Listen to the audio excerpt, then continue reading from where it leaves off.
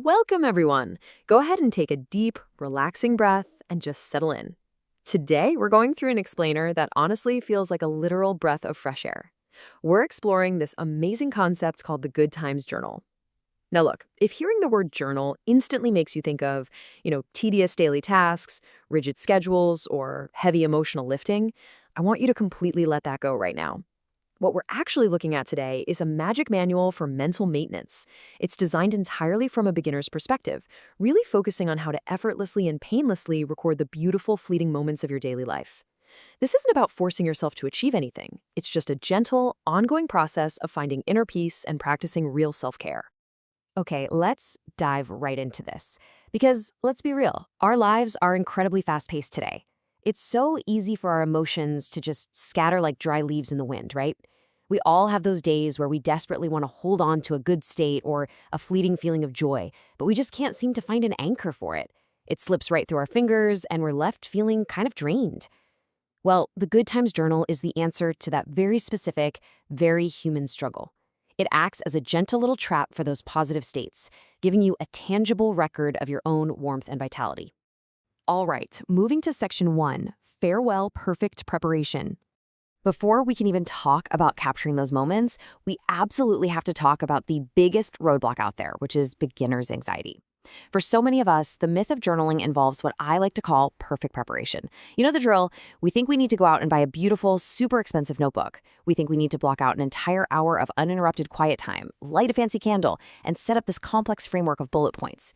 But waiting for that perfect moment usually means we end up doing absolutely nothing at all. So the reality? Just act. You can use a random scrap of paper or simply open a basic memo app on your phone.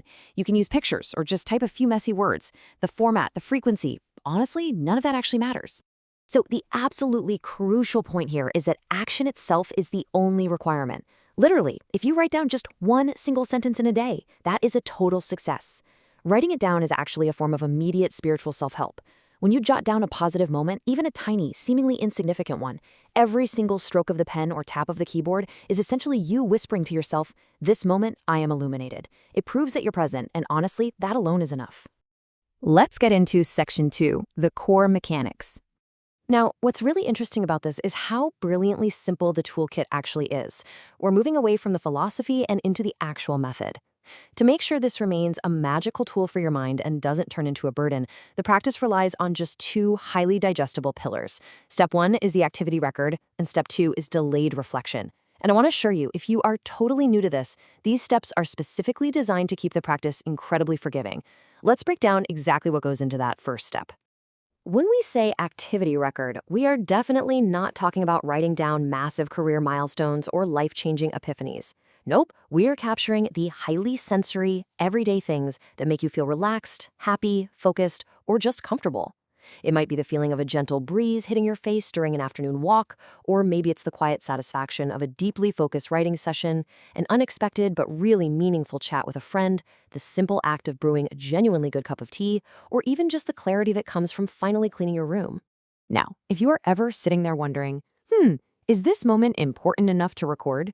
I really want you to remember this quote. As long as you feel I am willing to do this again, it's worth writing down.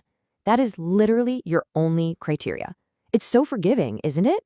It takes all the pressure off trying to be profound or deep. If drinking that cup of tea made you think, man, I'd love to do that again tomorrow, boom, it goes in the journal. And here is exactly why those tiny moments matter so much. These aren't just random lists of chores or pleasantries, they are what we call energy points. Through accumulation, these seemingly insignificant little entries start weaving together to form a map. When you eventually look back at them, this map helps you discover your true preferences and your genuine sources of motivation. It shows you exactly what fills your cup. Which brings us to section 3, experience delayed reflection. This second core mechanic is where most beginners accidentally introduce a massive amount of stress, and we're going to fix that right now. You see, when we write something down, our human instinct is to immediately analyze it, but immediate reflection carries a really high cognitive load.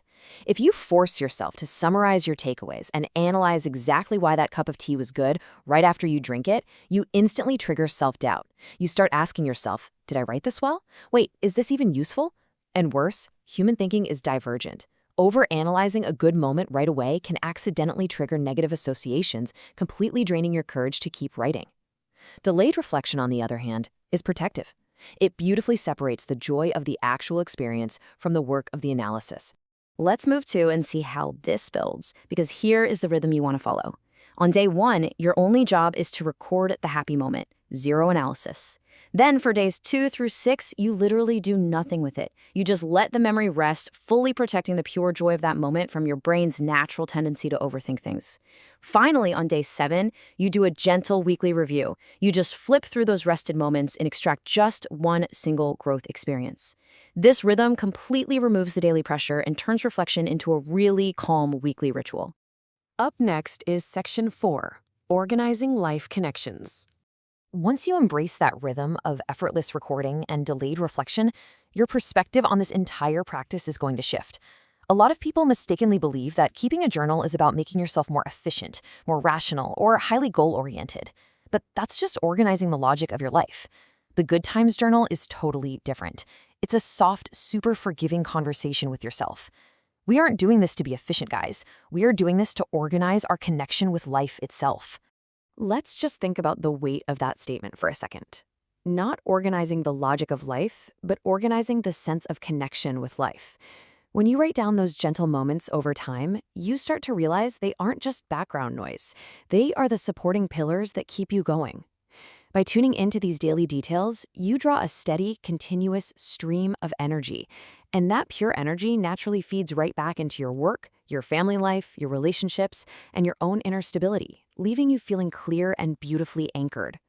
Moving to our final part, Section 5, Illuminate Your Own Life. As we bring this explainer to a close, I want to pull the focus entirely back to your own personal sanctuary. Let's lock in the golden rules of the Good Times Journal. Remember, this is not a task list to be conquered. It is absolutely not a social display meant to be polished up and posted online for likes. It belongs completely and privately to you. It doesn't need profound logic or perfect handwriting. You just need to keep it real, keep it light, and keep it continuous. It's simply evidence of your life, a really private tool for soul healing. And this brilliantly illustrates the ultimate beauty of the practice. The source text describes this habit so perfectly. Like paving a layer of transparent light on your own life. I just love that. By continually documenting what brings you joy without the heavy burden of immediate analysis, you are literally highlighting the beauty in your own existence. You are making the good times visible. So the question I'll leave you with today is this. Are you ready to start paving your life with light today? Remember, there is no perfect preparation. You absolutely do not need the perfect notebook. Just find a scrap piece of paper or open a blank note on your phone right now and write down one tiny thing that made you feel good today. Go ahead and experience that immediate connection. Thanks so much for joining me for this explainer, and I really hope you enjoy every single step of your new Good Times Journal.